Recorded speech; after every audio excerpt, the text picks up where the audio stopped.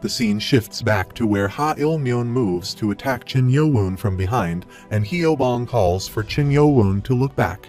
Beak-gi kicks him in the face and throws him away, thinking about the powerful knockback for his Kai to increase so dramatically. He attempts to attack again, but Chin Yo-woon grabs his hand, hangs him upside down, and beats him on the floor. Ha Il-myeon screams with pain. Chin Yo-woon punches him in the face again and smashes him into the ground, thinking that he probably did not die since his body is more durable due to the demonic blood reversal technique. Hyo-bong asks if he is okay, and Beak-gi responds that he is fine, so there's no need to worry. Hyo-bong remarks, "So that's the demonic blood reversal technique. This is the first time he has ever seen it." Go Wang-hul comments that to master a martial art that's banned within the cult. With this, his expulsion from the demonic academy is a certainty. He asks about the rest of them. Chin Yo-woon states that they have finished taking care of them. They just have to send them to the infirmary now. Hyo-bong suggests that now that they have avenged Oh-jong and uncovered the true mastermind, Go Wang-hul advises him to calm down, acknowledging that he is frustrated, but they lack the manpower to face them right now. Ya Woo-min agrees, stating that it's true, they need to not only match their numbers, but also have at least another 2 inept experts like Beak-gi in order to think about fighting them. Ho-sang HWA asks Go Wang-hul if she would not be able to face an inept expert together. Gal-yeon offers their help if they need more people. They are all surprised to hear this. Ho-sang HWA thanks them, acknowledging that even with his group's help, it will still be dangerous, but he supposes that it can't be helped. He suggests, well then, let's first take these guys to the infirmary and plan their revenge for later. He adds, damn it, if only they had at least one more inept expert.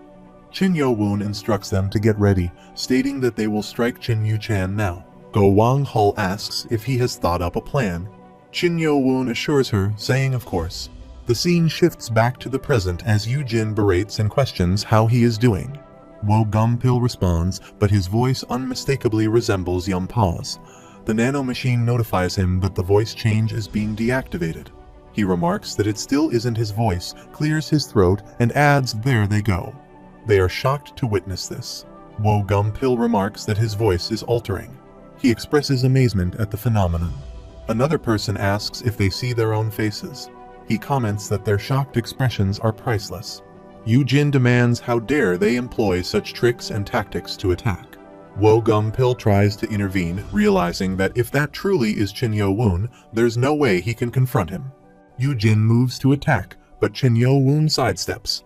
He reflects on how easily he blocked Yu-jin's fist technique.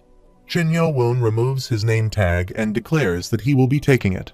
He then berates Yu-jin and attempts to counterattack, but Chin Yo-woon strikes him in the chest and throws him away. Yu-jin coughs out blood and considers that perhaps his resilience as an inept expert prevented him from being knocked down in a single blow. The nanomachine notifies him that powerful energy is forming 60 meters behind him. Chin Yo-woon instructs everyone to get down. They all lie on the ground and observe as the Kai blade passes overhead. Ho-sang HWA inquires about the Kai blade. Chin Yo-woon retaliates, breaking rocks and destroying objects in the vicinity. They are all shocked. He remarks, what a shame, Chin Yu-chan. Chin Yu-chan returns and explains that he wants to repay him for the surprise attack. He asks if Yu-jin has finally awakened, commenting that it took him long enough. Chin Yu-chan questions if Yu-jin is implying that he waited for him. Yu-jin responded that he didn't want Chin Yu-chan to use the surprise attack as an excuse for losing. Chin Yu-chan reflects on how he was still a brat when they first met in front of the individual training facility, noting his unbelievable growth rate, and regrets not slicing his arm off back then. He resolves to take one of Yu-jin's arms before he becomes more vital than him. Wo Gum-pil observes this and considers that for the young prince to become so serious, he must acknowledge Chin Yo-woon as a proper opponent. Go Wang-hul considers that if Chin Yo-woon loses here, it will be the end of the group battle. Chin Yu-chan employs the demonic Phantom Blade technique, executing the second technique and a Phantom Blade strike to attack Chin Yo-woon. Chin Yo-woon acknowledges that this technique belongs to the Blade clan, capable of rivaling the butterfly dance, and recognizes the seriousness of his opponent's fighting spirit. He blocks the attack and believes it would be foolish not to utilize all his abilities against a stronger opponent, preparing to respond with a sword technique. He ponders over the sword Kai and what his opponent is planning. He realizes that the Phantom Blade strike is not something he can easily block with an ordinary sword technique. He observes the movement and notes its curvature. Chen Yu-chan launches an attack, throwing him away, much to the delight of his friends. Chen Yo-woon's friends become tense. One of them reflects that he thought he had nullified his blade movement, but he ended up being attacked from such an odd angle. Observing Chen Yo-woon's technique, he realizes that such movements would severely strain one's arms, indicating that Chen Yo-woon's arms must be very well trained. Additionally, he notes that Chen Yo-woon seems to possess slightly more internal energy than himself. He admits that, honestly, he could have fought against the senior officer. Chen Yu-chan remarks that Chen Yo-woon is quite lucky, mentioning that he had intended to sever his arm with that strike. He questions why he continues to toy around with an incomplete sword technique that he clearly isn't accustomed to and suggests using his butterfly dance instead. Chen Yo-woon inquires about the insufficient sword technique. He questions whether he truly believes he wouldn't recognize that sword technique. Chen Yo-woon realizes that this is the destructive sword technique from the Sapphire Monument. He remarks that he seems to be mimicking the Seven Demon Sword technique demonstrated by the instructors, but that won't be effective against him. He warns Chen Yu-chan that if he persists in using the incomplete Seven Demon Sword, he will employ 5 techniques to teach him a lesson. He asserts that within 5 techniques, he will permanently bid farewell to their right arm. Chen Yo-woon proposes a bet. Chen Yu-chan inquires about the bet. Chen Yo-woon explains that since he is the one claiming he can defeat him with an incomplete sword technique within 5 moves, it should be a pretty advantageous bet for him. He asks for the conditions to be stated. Chen Yo-woon suggests fighting with all their yellow name tags on the line. Chen Yu-chan laughs and acknowledges him as a funny guy, but since he has 4 yellow name tags, he suggests making the bet fair by wagering Beak Gi if he wins. Beak Gi thinks that Chen Yu-chan is still hung up on him. Chen Yu-chan asks if that's acceptable. He looks at him, wondering if he can really trust him.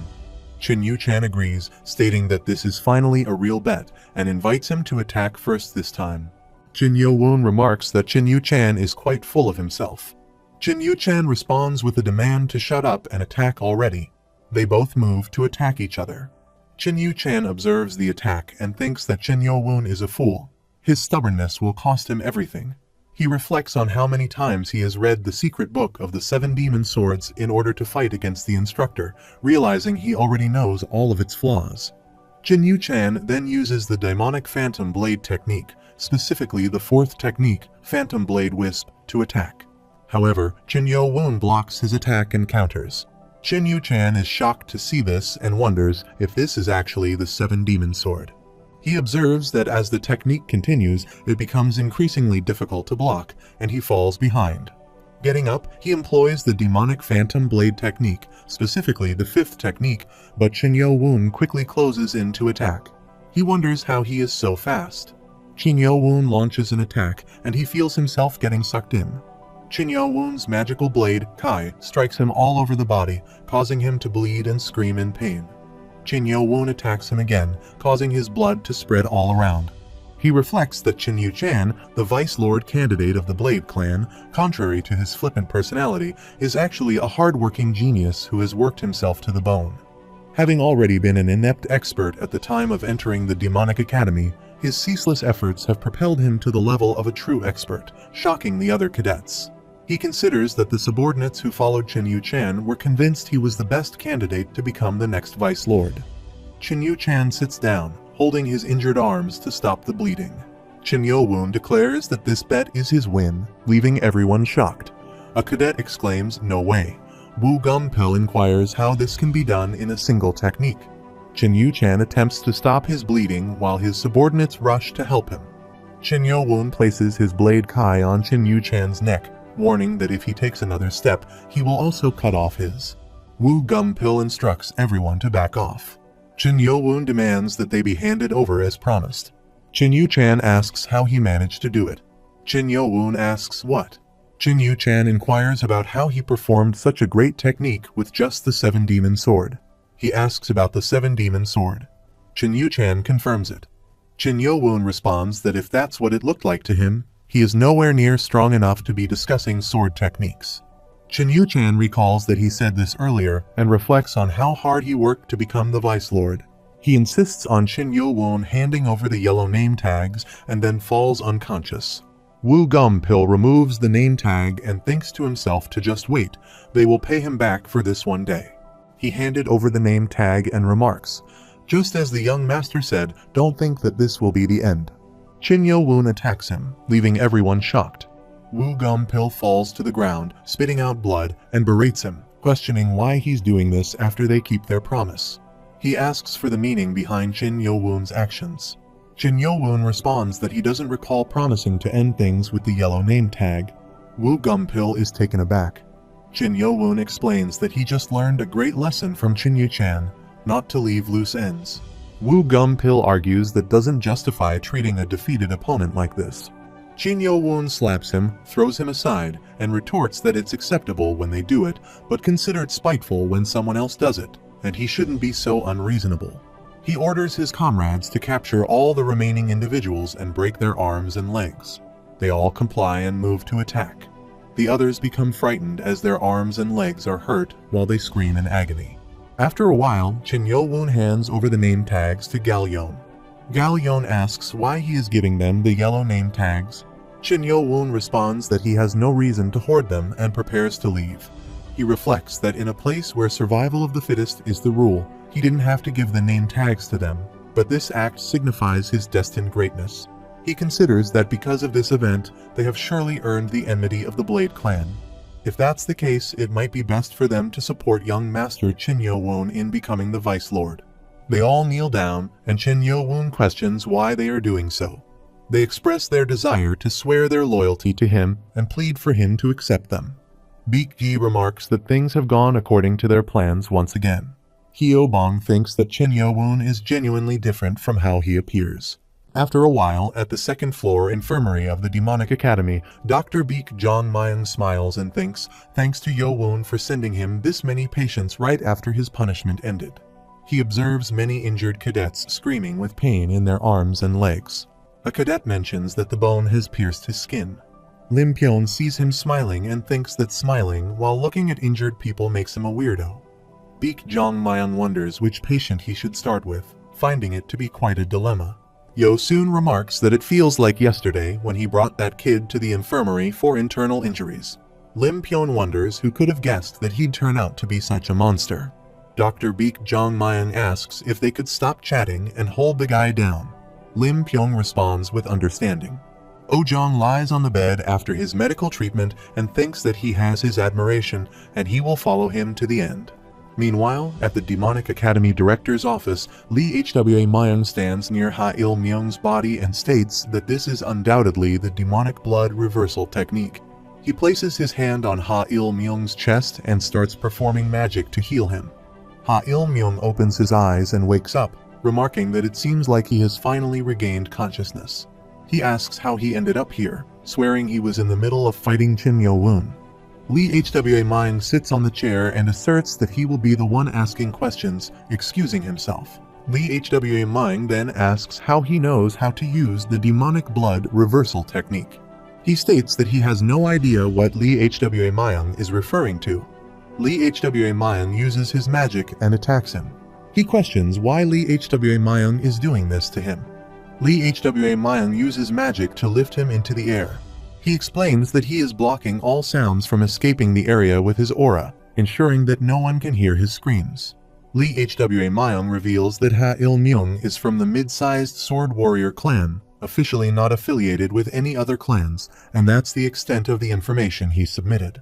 He suggests that Ha-il-myung must think he is good at keeping secrets, but considering how he has already mastered the demonic blood reversal technique, a martial art lost for decades, at the age of 17, his entire clan is now under suspicion. Lee Hwa-myung questions if he does not care if the sword warrior clan gets wiped out. He inflicts more pain with magic, grasps his neck, and begins applying pressure. He remarks that Ha-il-myung seems to be underestimating the information network of the cult's left guardian and questions if he genuinely believes he didn't know. He explains that the Sword Warrior clan is one of the two Shadow Sword clans, a secret organization of the Sword Clan. Ha-il-myung curses inwardly. Lee Hwa-myung continues to press his neck while he spits out blood. Ha-il-myung asks what this is. before falling unconscious to the floor. Lee Hwa Mying attempts to wake him up and realizes that he not only cut off and swallowed his own tongue, but also reversed the flow of his Kai. He begins applying magic again to heal him, thinking that he can't calm his Kai down, so they don't intend on getting caught so easily. Ha Il-myeon opens his eyes and thinks bitterly about his fate, regretting that he is destined to die as a dog of that clan. The scene shifts to the Demonic Academy cafeteria at 6 p.m. A cadet remarks that it's a young master, Chin Yo-woon. Another cadet states that he was waiting there before him, so he should get behind him. They all call out his name. A cadet pushes Hyo-bong's head aside and requests please give him a moment of his time. Beak-gi interjects, saying that no, he was there first.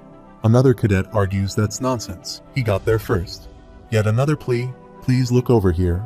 Hyo-bong protests, advising them to watch where they're touching, and instructs them to form a line. He questions how they dare ask to meet with him while causing such a ruckus, and if they have business with their liege, they should form a line based on the order of arrival.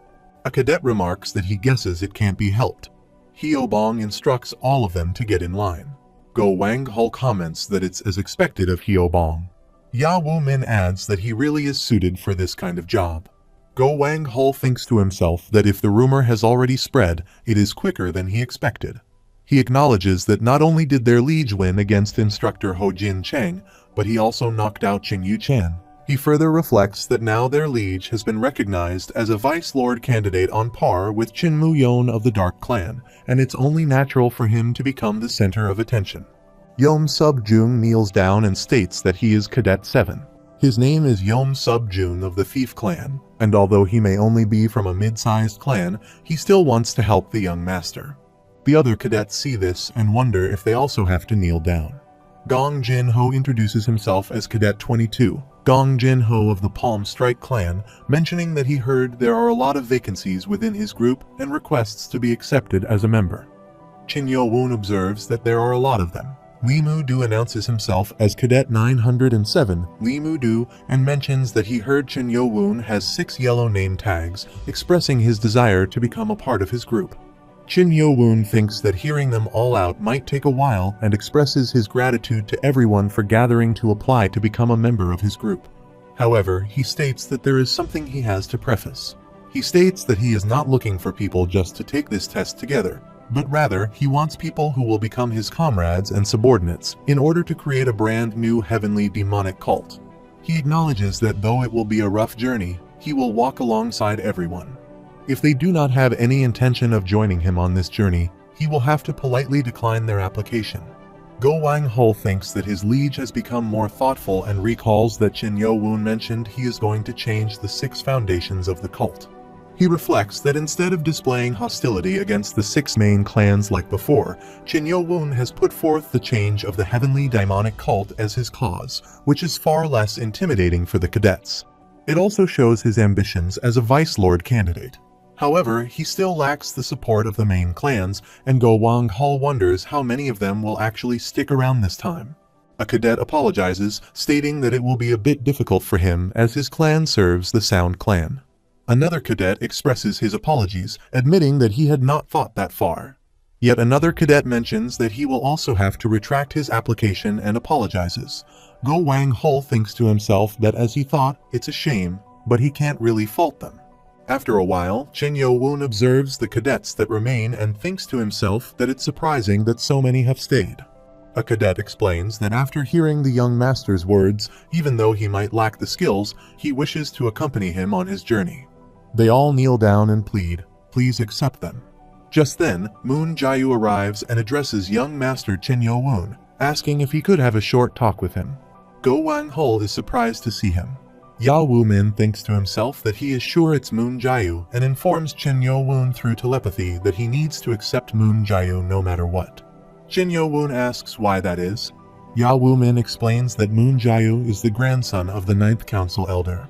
He considers the hierarchy of the heavenly demonic cult with the Lord at the peak and the 12 Council Elders directly beneath him. With the exception of the Council Elders not from one of the 6 main clans, the rest are skilled martial artists who attained their positions based on their own abilities. He reflects on the 9th Council Elder, Moon Yeon, a member of the famed Dark Dragon Palm clan, who ascended to his position through his achievements during the last Great Demonic War. Not only does Moon Yeon possess powerful martial arts skills, but he also exhibits excellent acumen, which enabled him to elevate the Dark Dragon Palm clan into a faction that can rival the 6 main clans. He concludes that's why the descendant of the Dark Dragon Palm clan is considered one of the most essential recruitment targets among the Vice Lord candidates. Moon Jae-woo moves forward. Ya Woo-min whispers, "Why is he limping?" Go Wang-hul asks if something is wrong with him. Moon Jae-woo asks Chin Yo-woon if he has 6 yellow name tags. Chin Yo-woon confirms, saying that's right. Moon Jae-woo then states that one of them is his. The scene shifts to a flashback. Moon Jae-woo explains that the 6 main clans continuously tried to recruit him, a descendant of the Dark Dragon Palm clan, as one of their subordinates. He politely refused every time, and then that happened when Chen Yu-chan came to him for the 3rd time. Chen Yu-chan says he will ask him one last time and asks if he will become his retainer. Moon Jae-woo says he is sorry, he has not changed his mind about maintaining neutrality, and he simply wants to focus on the Demonic Academy for now.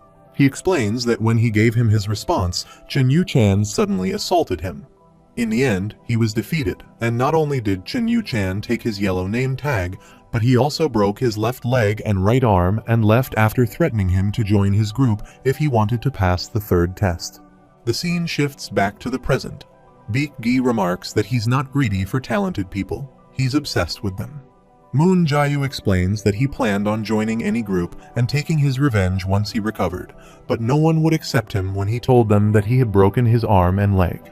Chin Yo-woon responds, saying that he is still sure there are some who would accept him based on his skills.